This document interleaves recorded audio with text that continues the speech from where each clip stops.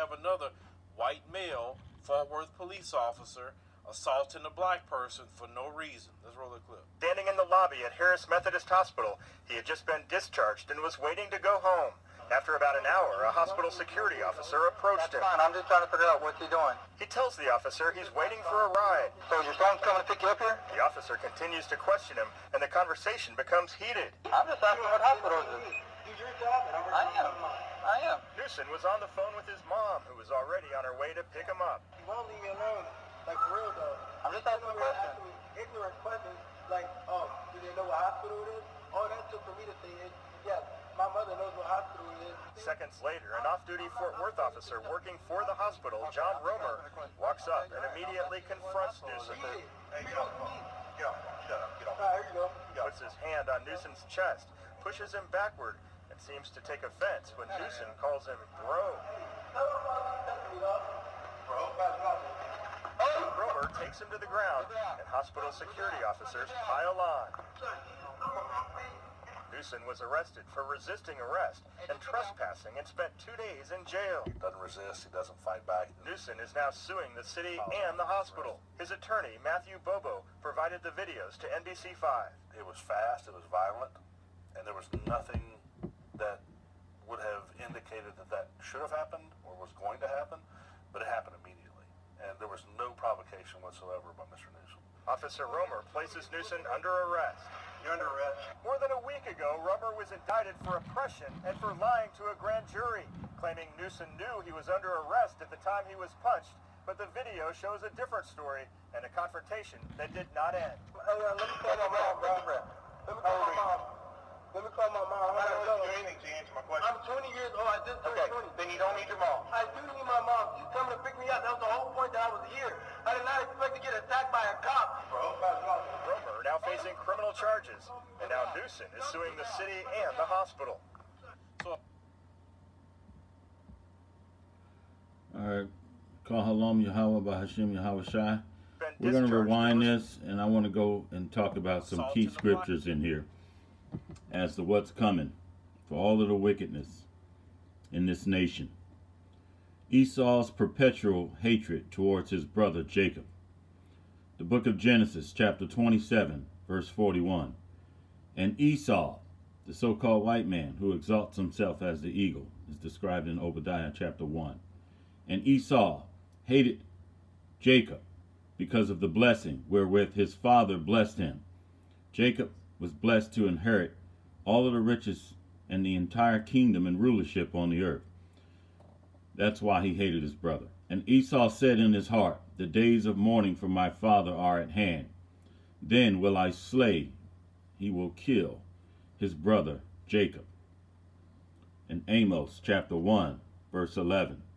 Thus saith the Lord, for 3 transgressions of Edom, and for 4, I will not turn away the punishment thereof, because he did pursue his brother with the sword. The sword means warfare, violence, destruction.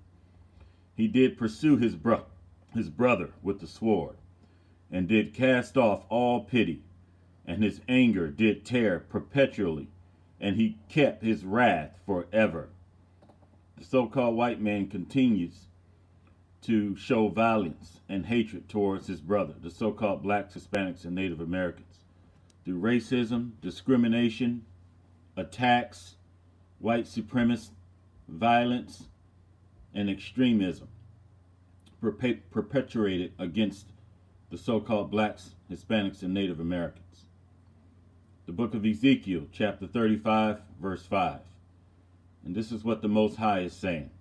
Because thou hast had a perpetual hatred, and hast shed the blood of the children of Israel, the so-called blacks, Hispanics, and Native Americans, by the force of the sword, in the time of their calamity, in the time that their iniquity had an end.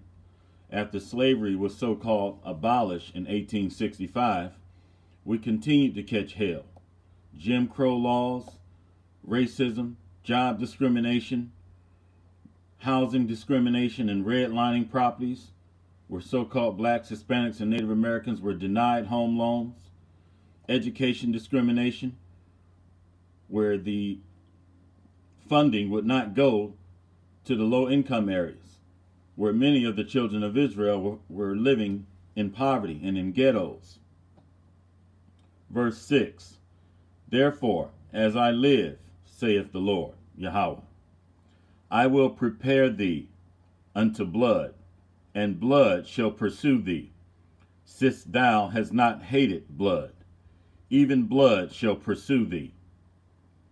Verse 10, because thou hast said, these two nations and these two countries shall be mine, and we will possess it, whereas the Lord was there.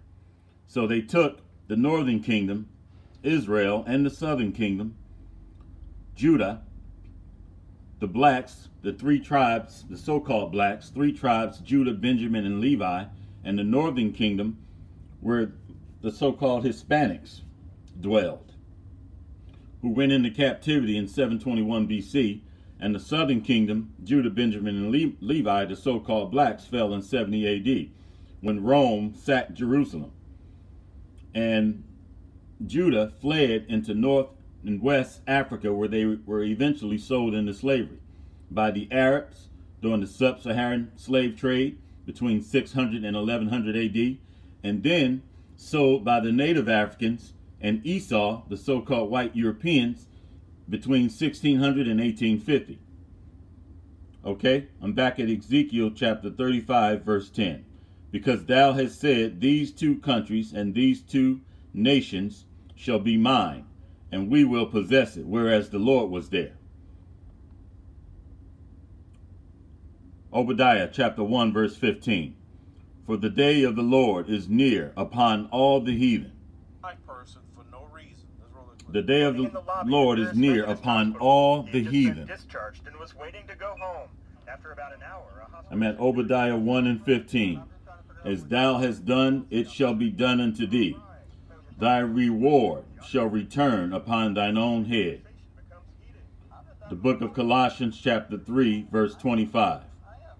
But he that doeth wrong shall receive for the wrong which he has done, and there is no respect of persons. Now I'm in the book of Galatians chapter 6, verse 7. Be not deceived. Be not deceived, Esau. God is not mocked, for whatsoever a man sow, what has been sown here in America? Bloodshed, the murder of the innocent, rape and robbery of land, killing off over 70 million so-called Native Americans, hanging and lynching so-called blacks and Negroes, stealing the land and subjecting them into poverty, discriminating against them, and oppressing the so-called minorities within this country, the children of Israel, the sons of the living God, according to Hosea 1 and 10. So Galatians 6 and 7, be not deceived, God is not mocked. For whatsoever a man sow, that shall he also reap. Call Halam Yahweh by Hashem Yahweh Shai, all praises be to the Most High, and the Son, Yahweh Shai, whom you ignorantly call Jesus Christ.